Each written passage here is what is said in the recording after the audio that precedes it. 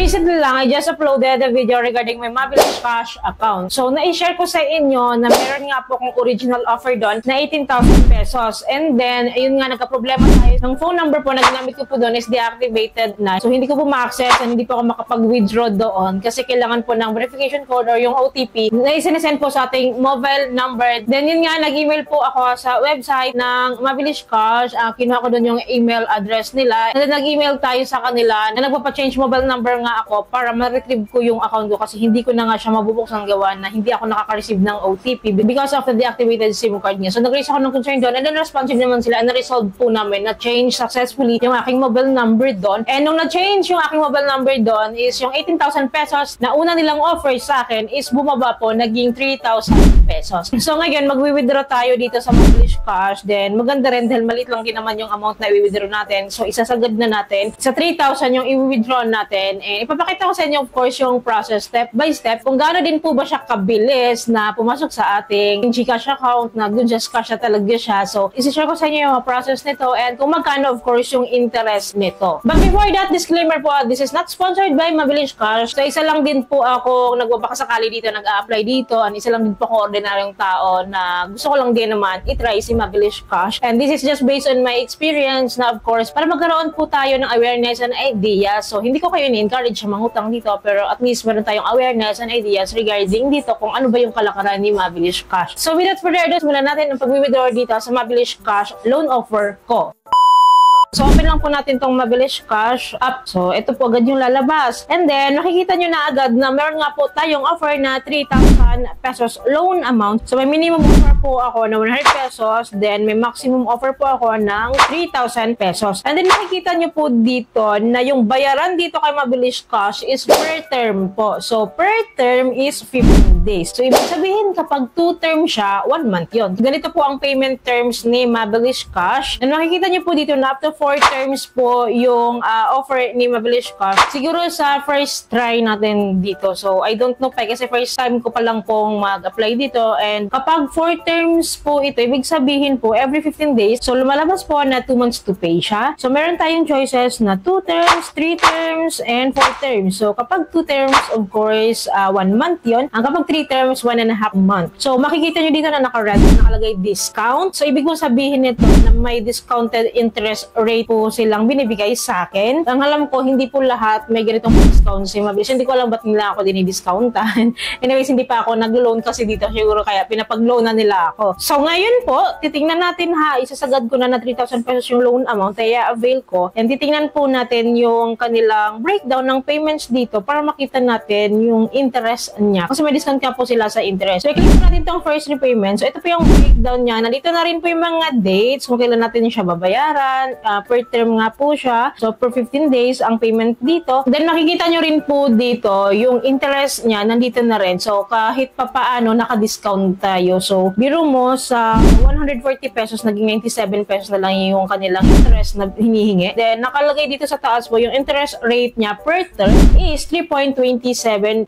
So, ibig pong sabihin, itong 3.27% na interest nila per term, per 15 days. So, sa 1 month po, aabot po siya ng 6.54% monthly, which is good na rin ha. Kasi alam nyo, yung unang offer sa akin dito, nung 18,000 pesos ha, nung kinumpit ko yung interest po, is umaabot po siya, nagre-range po siya ng 9% to 11%. So, yun yung ranges ng interest ni Mabilis Cash nung una kong apply dito or nung una po akong nag-activate dito ng loan offer. So, ngayon, kahit pa paano, malaking bagay rin no, na makapag-discount tayo dito. A month na to a month na rin naman, yung 6.54. Then, per 15 days is 3.27%. Kahit paano hindi na rin po nagkakalayo sa interest rate nila Lazada, nila GCash, nila Shopee, diba? So, anyways, so mas mataas lang po ito konti. Pero kasi si Mabilis Cash kasi, ang maganda dito is kahit hindi siya ganun ka-veteran nila GCash, nila Bilis, nila Tala, nila One Hand is kahit paano is okay. Mas okay nga yung interest niya compared niya kay Tala at kay One Hand na 15%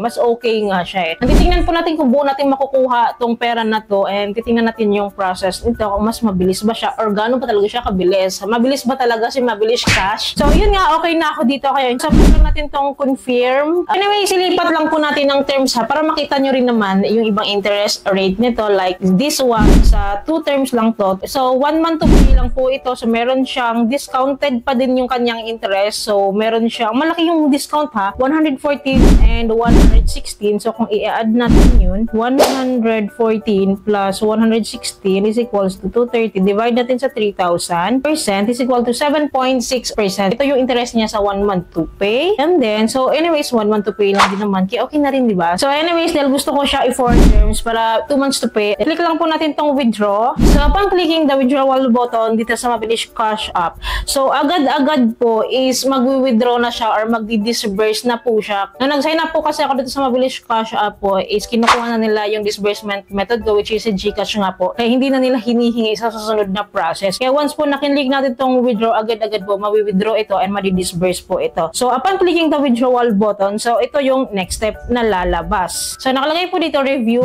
So please be patient. We are paying 3,000 for you and then please pay attention to your account information. So antayin lang po natin na ma-receive yung ating dinisburse nga po. Dito kung legit ba talaga na ma-disburse talaga siya agad-agad. Legit po na na-withdraw pala talaga natin siya ng buo. So after the review pass po, nakalagay nga daw po mag-antay lang tayo. Then magte-text agad po si Mabilis Cash. So nakalagay dito, you have passed the audit. We are paying 3,000 pesos for your funds will be processed into your account within 1 to 3 working days depending on the bank system. Please be patient. So nagbigay po siya ng duration. Marireceive po natin yung dinisburse natin dito within 1 to 3 working days. But then after ng text messages na lang na ito, nag-text na rin sa akin si GCash. I have received a 3,000 pesos nga daw from SkyPay. So clearly galing po ito kay Mabilis Cash. Then nag-text ulit sa akin si Mabilis Cash na paid na daw po or nabigay na nga daw po sa akin yung 3,000 pesos successfully, which is nandito na nga po and pumasok na rin po siya. Of course, para ma-confirm natin, open natin yung GCash app ko and then punta po tayo sa transaction and makikita nyo dito na meron po tayong cash in amount dito na 3,000 pesos na clearly galing po ito sa SkyPay, which is galing nga po kay Mabilis Cash. So inopen ko po yung Mabilis Cash account ko and then makikita ko na nga po dito ng available credit limit ko is 0 na po. So yung 3,000 na po na available